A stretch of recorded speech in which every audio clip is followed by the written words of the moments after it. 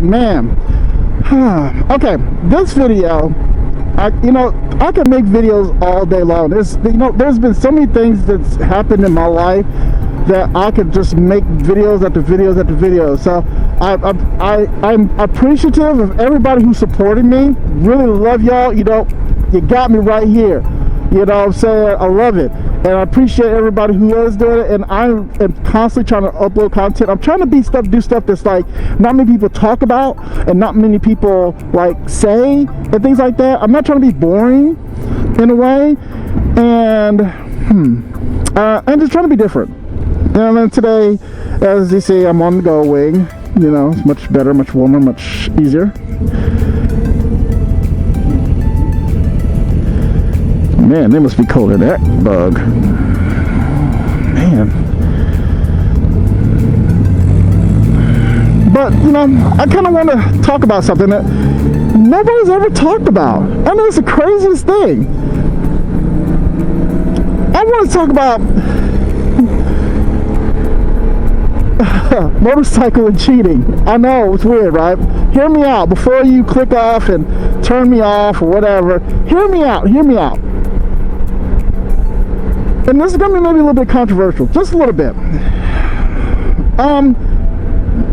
Well, first let me ask people this. If you're married or have a girlfriend or you're a significant other or a life partner, if you're riding a motorcycle and say you're just randomly riding like I am now, just riding, just chilling, and say I go to the store, or say you go to the store, and say this girl wants to ride on the back. Would you let that person ride with you? Would your significant other think of that as cheating? Let me know. Is that cheating? Because honestly, my opinion, this is my opinion, this is where I come from. It could be different for everybody else. If I was to have my bike right now and some girl wants to ride, my wife would have a conniption about it. And even before I was riding, even before I was married, I was always really particular on who rode on the back of my bike with me. I was really, really particular, guys. And what I mean by that is, like, I've been to Myrtle Beach, Daytona. I've been to like a few bike weeks, and I've seen random women jump on back of different guys' bikes and ride with them and not even know who they were. And I've seen them ride and I've seen them crash. I've seen them get hurt really bad. And some people don't understand, when you put somebody on the back of your bike, it really offsets your riding style. It offsets your bike. It offsets your gravity, your center of gravity. It offsets a lot of things. And when you have somebody who's not knowing, okay, look, when I go, you grab on, or when I hit hard, you hold on tight, or when I move or lean, or go here, you got to go with me. Because some of these girls who gets on these bikes, they'll get on there and they'll put their heads up and high and be taking selfies and pictures and videos and Instagram and Twitter and all that stuff like that, and like end up like falling off, because when the guy hits the gas, she just falls right off. So boop, there she goes. Or when she goes in the turn and lean and she doesn't lean with them and offset your balance, and you fall and she falls, y'all both on the ground. So, like, you have to remember, like, just because someone's on the back of your bike, you also have to have a sense of responsibility for their lives as well as yours. And some people don't understand that. I've been to Myrtle Beach, and I was single, and I didn't let nobody ride on the back of my bike. And I've had many opportunities too, but I just feel like it's a very intimate thing. Like, I literally can count on one hand. I've had my Ninja for like since 2005, and I can count on one hand how many people I've had on the back of my bike. And the only people who've been on the back of my bike is either girls I was dating, either girls I was having relations with, or it was somebody maybe that I worked with or something like that, or a co-worker or something like that. So those are only people that rode on the back of my bike. Random chicks, no, never, didn't like them, don't want that. Now, like I said, everybody's different. There's guys on there who will let a girl jump on the back of their bike in a heartbeat. But me, I just never did, because like I said, a lot of those women who jump on the back of the bike and don't know what they're doing, it really could cause you to wreck and hurt yourself and hurt your bike, because they have no clue what to do. Now, as far as the cheating, you know, my wife would not like me to have some random girl on the back of my bike. She would have a big issue about that. And I can understand that. And I wouldn't have someone on the back of my bike either.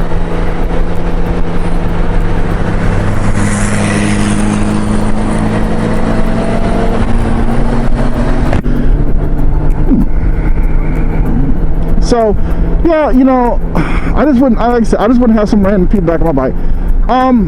Another thing too is, you know, as far as dating and stuff like that, I never dated anybody from the bike scene. Like, I never dated somebody who was either in the bike club or on the scene on the bikes, because I feel like me, and it's just me, guys. It's just me. When you see a fellow rider, especially a female rider, who's, you know, I look at her as my sister. I look at her as a person where, hey, we ride bikes together, or we have the same passion, but I see you as a sister. I see you as, okay, you know what, hey, something happened to so-and-so, she needs her bike broke down, I'll go help her. One of those kind of things. I don't see her as, oh my God, I gotta have her. Now, don't get me wrong, there are some very attractive female riders. Don't get me wrong, they're very attractive, but I just see them in a different light. Now, my wife, when I met her, she didn't ride a motorcycle. She's never rode a motorcycle in her life, but she saw the passion I had, and she learned. I took her to a class, and she learned how to ride a motorcycle, and she had her own motorcycle. So she became a rider when we were together. So that's a different situation. Some people ask me, like, you know, hey, how did you get your wife to ride? And you know what? That's a video I will do later on how I got her to ride and how you can get your woman to ride.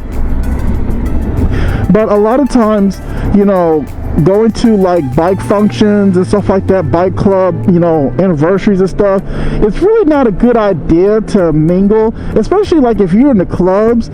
You shouldn't date, and if you're going to date somebody, at least be in the same club that you're in, because, you know, dating somebody from one club, this person in this club, and this other person in that club, it would cause a kind of a rift in the relationship, because you would have to like do different anniversaries and different things. It would probably really suck. I'm not saying it's not possible. I'm not saying it doesn't happen, but it just probably wouldn't do well. Oh, there's a train. Ooh, there's a train. What should I do? I can wait. Get on. So yeah. I don't know how long this train is.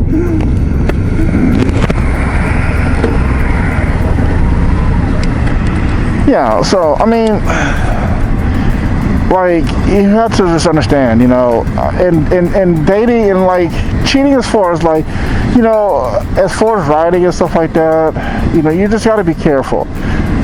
And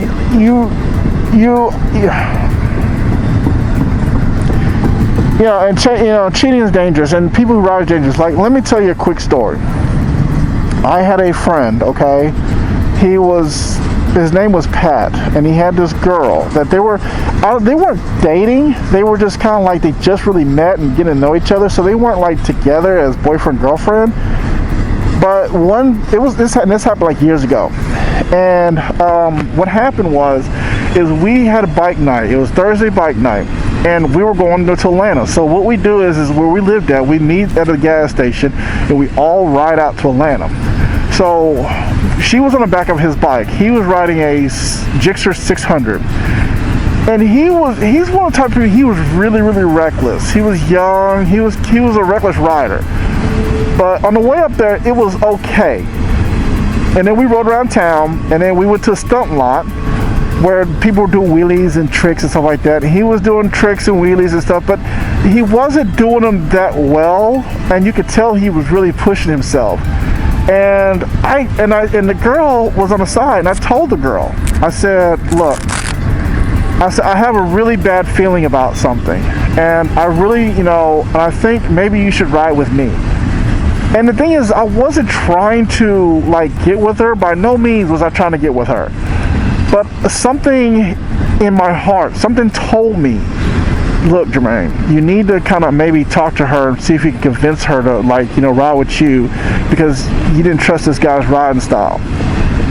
And I talked to her. She's like, no, blah, blah, blah. I was like, okay, I get it, but really think about it. He's really not struggling, but he's really not good at what he's doing. No, I'll ride with him. I said, okay, well, look, how about this? How about wear my jacket? I'll give you my gear, and you ride it with him.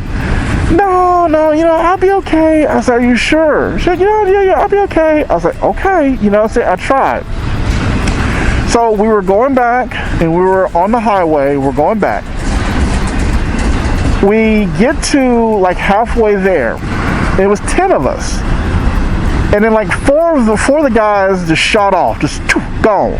They were like blasting. And then like about 5 minutes later, we're all sitting there, and we see nothing but Georgia State Patrol just passing us. Choo, choo, choo, choo, choo. Just was passing us like we were sitting still. Now, I don't know the law about no chase clause. I hear about that, but Georgia State Patrol, I feel like they don't have one.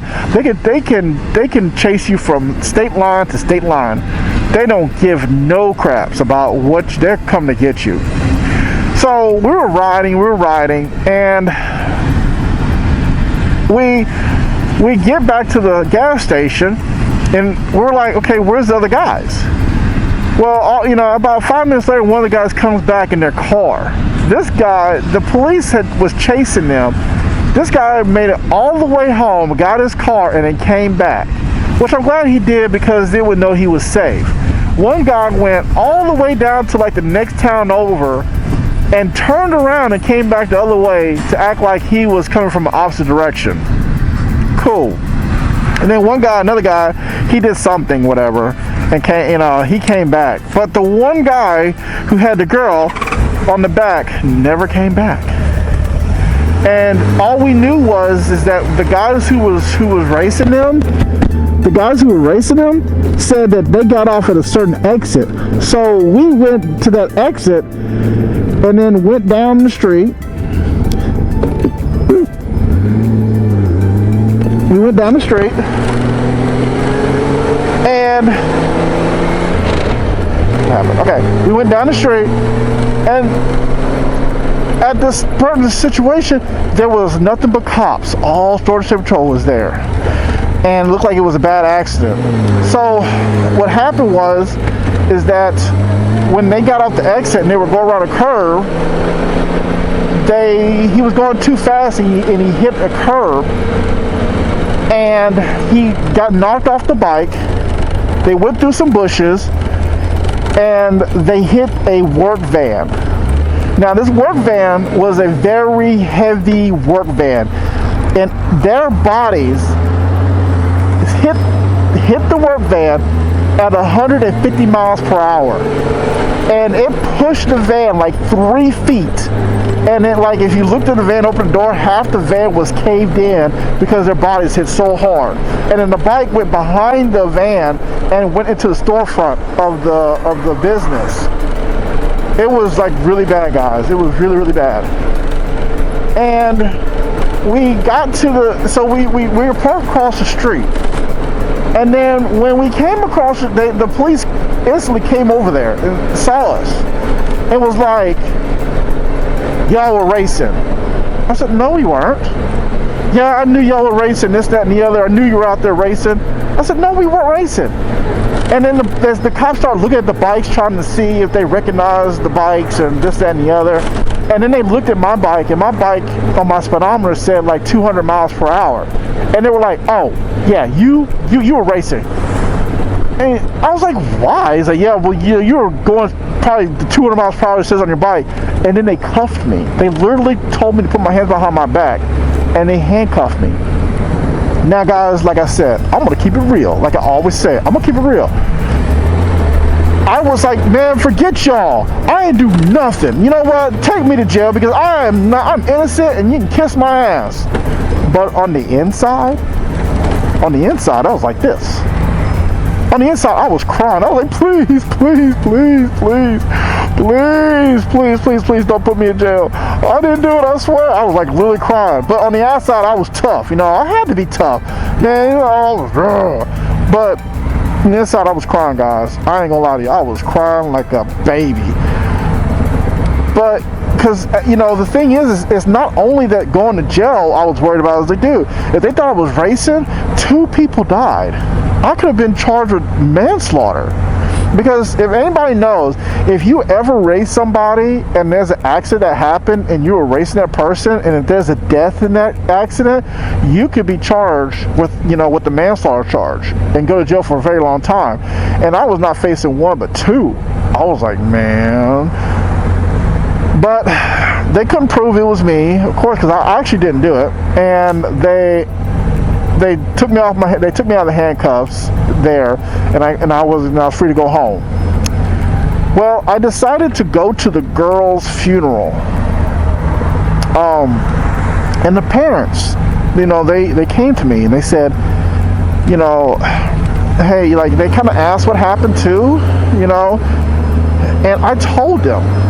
I said, look, I tried to talk to your daughter. I tried to get her not to go with him. I knew there was, I had a deep feeling, something inside me told me to ask her to ride with me.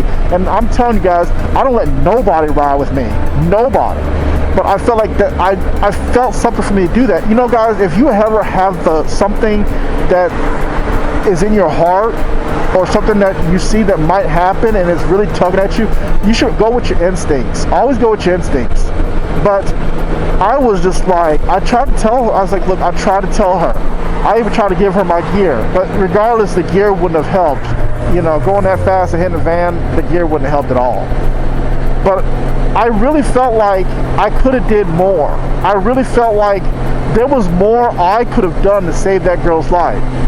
And for a long time, I sat there and wondered, should I still ride?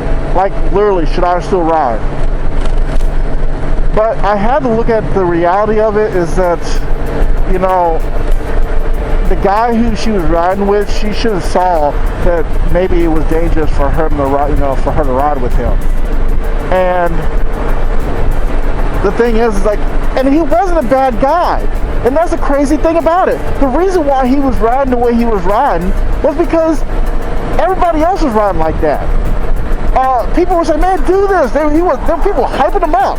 Get him hyped. Let's do it. Let's do it. Let's do it. And he was doing it. Had he just thought about it and said, man, I'm going to chill, he would still be allowed today and she'll still be allowed today. But he didn't, you know, the thing is, and by running from the police, it wasn't like he was running from the police because he was on drugs. It wasn't like he was running from the police because he was drunk. He was running from the police because he was he wanted to brag to everybody that he ran from the police and got away.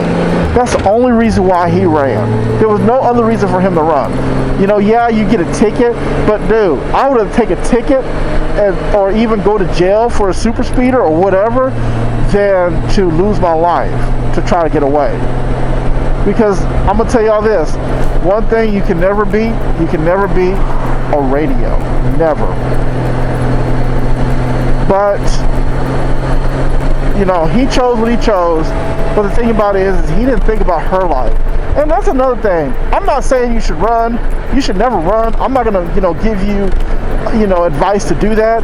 But if you are going to run, if you're really going to run, you should do it, by yourself, not have a passenger with you. And if you're a passenger, you decide to want to run, you should never run with a 600. If you have a passenger, you should at least have a 1000 or better, to be honest with you. That's all, you know, if you really want to have a fighting chance to outrun the cop, not to say a 600 wouldn't do it. You could. You probably can, but you have to be a really, really good rider and really, really know the roads and really, really know what to do. Hey, you know what I'm saying? You really, really must know what to do and know how to ride to get away from somebody at 600, because you're not going to outrun them. Now, 1000, If you know what you're doing and you have a passenger, you might can get away with 1,000. But like I said, I'm not suggesting that you run from the police. I'm just saying, if you was, make sure it's a 1,000 or better.